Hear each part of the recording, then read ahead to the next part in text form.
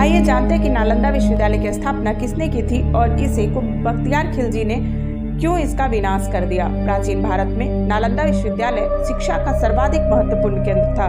यह दुनिया का सबसे पुराना विश्वविद्यालय था और 5वीं शताब्दी में गुप्त वंश के सम्राट कुमारगुप्त ने इसकी स्थापना की थी। महायान बौद्ध धर्म के इस विश्वविद्यालय में हीनयान बौद्ध धर्म के साथ अन्य धर्मों की शिक्षा दी जाती थी। इसका प्रयास तीसरी बार बख्तियार खिलजी ने किया था।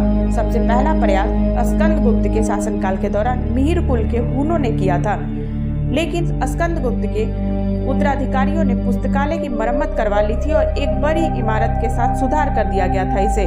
दूसरा विनाश 7वीं शताब्दी में गौदास ने किया था और इस बार हर्षवर्धन ने बौद्ध धर्म का ये अनुयायी था और इसने विश्वविद्यालय की मरम्मत करवा दी थी। तीसरा और सबसे विनाशकारी हमला 1193 में तुर्क सेनापति इख्तियारुद्दीन मोहम्मद बिन बख्तियार खिलजी ने किया था और उसकी सेना और बख्तियार खिलजी दोनों ने मिलकर प्राचीन नालंदा विश्वविद्यालय को नष्ट कर दिया। और ऐसा माना जाता है कि धार्मिक ग्रंथों के जलने के कारण भारत में एक बड़े धर्म के रूप में उभरते बौद्ध धर्म को सैकड़ों वर्षों का झटका लगा था और तब से लेकर अब तक यह पूर्ण रूप से इन घटनाओं से नहीं उभरा है। आइए जानते हैं कि बख्तियार खिलजी ने क्यों किया था नालंदा विश्वविद्यालय का विनाश।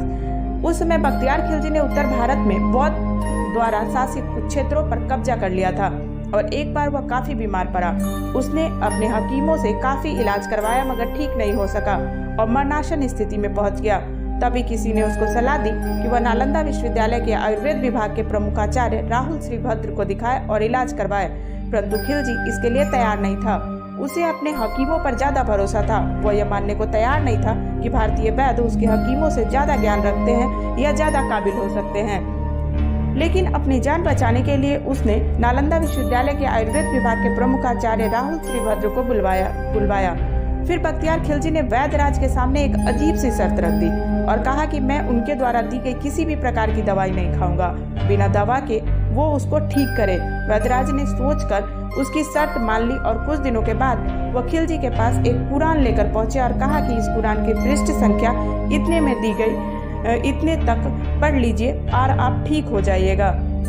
बख्तियार खिलजी ने वैद्यराज के बताए अनुसार कुरान को पढ़ा और वो ठीक भी हो गया। और ऐसा कहा जाता है कि राहुल श्रीभद्र ने कुरान के कुछ पन्नों पर एक दवा का लेप लगा दिया था और वो थूक के साथ उस पन्नों को पढ़ता गया और ठीक होता चला गया। खिलजी इस तथ्य से परेशान रहने लगा कि भारतीय विद्वान और शिक्षक को उनके हकीमों से ज्यादा ज्ञान कैसे है। फिर उसने देश से ज्ञान, बौद्ध धर्म और आयुर्वेद की जड़ों को नष्ट करने का फैसला लिया और परिणाम स्वरूप खिलजी ने नालंदा की महान पुस्तकालय में आग लगा दी और लगभग 9 मिलियन पांडुलिपियों को जला दिया। और ऐसा कहा जाता है कि नालंदा विश्वविद्यालय में इतनी किताब थी कि वो 3 महीने तक जलती रही और इसके बाद खिलजी के आदेश पर तुर्की आक्रमणकारियों ने नालंदा के हजारों धार्मिक विद्वानों और भिक्षुओं की भी हत्या कर दी।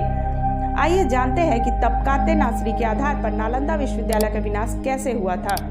तबकाते नासरी फारसी इतिहासकार मिन्हाजुस-सिराज द्वारा रचित एक पुस्तक है।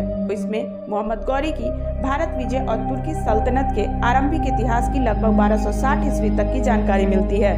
मिन्हाज ने अपनी इस कृति को गुलाम वंश के शासक नासिरुद्दीन महमूद को समर्पित किया था।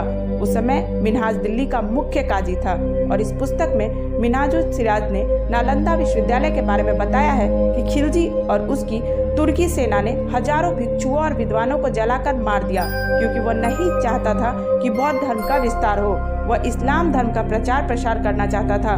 नालंदा की लाइब्रेरी में उसने आग लगवा दी और सारी पांडुलिपियों को जला दिया और कई महीनों तक यह आग जलती रही। आपको ये जानकारी कैसी लगी कमेंट बॉक्स में जरूर बताइएगा।